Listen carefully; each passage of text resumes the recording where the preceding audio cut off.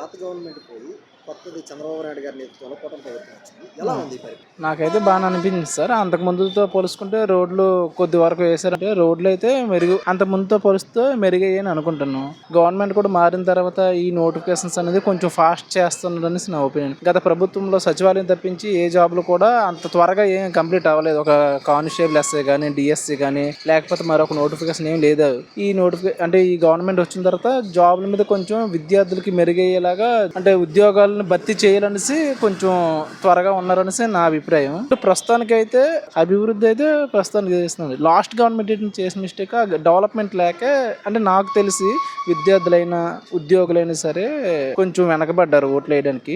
ఉచితంగా 3 సిలిండర్లని పథకం ప్రవేశపెట్టారు. మంచిదేనా? అది మంచిదేనండి పేదలకైతే. ఎందుకంటే ఇప్పటికీ చూస్తాను, ఇప్పుడు మాది పల్లెటూరే, మేము ఇంకా కర్రల పొయ్యిల మీద వండుతున్నాం. అలాంటి వాళ్ళకి ఏంటంటే కొంచెం గ్యాస్ సిలిండర్లు వస్తే వాళ్ళకి కొంచెం హెల్ప్ అవుతుంది.